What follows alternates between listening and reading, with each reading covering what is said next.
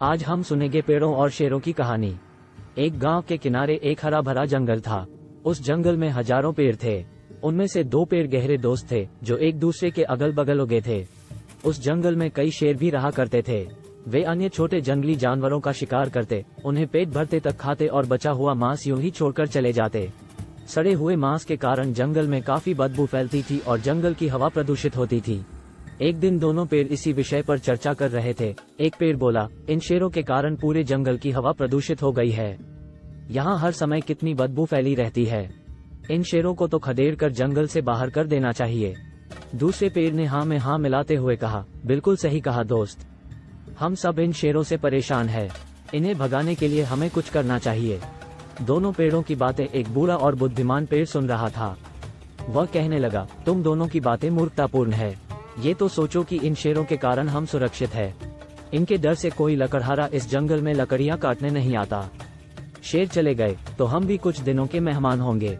बूढ़े पेड़ की सलाह पर दोनों पेड़ों ने कोई ध्यान नहीं दिया। वे बस किसी तरह शेरों को जंगल से भागना चाहते थे। उन्होंने सोचा कि क्यों न किसी तरह शेरों को डराया जाए ताकि वे जंगल छोड़कर भाग जाएं। उसके बाद आपस में सलाह करके दोनों तेज आवाज के साथ अपने स्थान में हिलने लगे। उन्हें हवा का भी साथ मिला। उनकी शाखाएं जोर जोर से हिल रही थीं।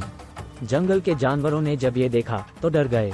उन्हें लगा कि जरूर जंगल में कुछ होने वाला है और इन दो पेड़ों का इस तरह हिलना इसी का संकेत है। वे सब जंगल छोड़कर जाने लगे।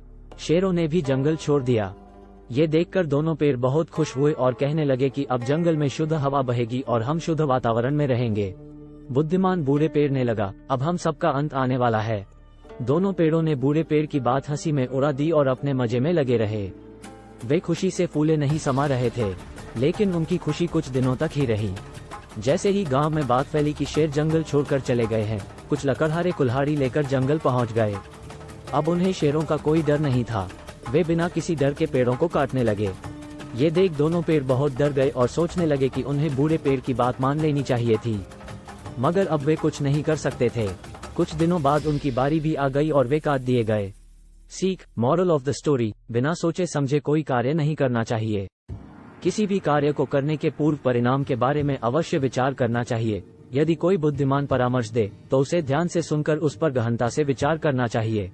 Thanks for watching. Please share, like and subscribe.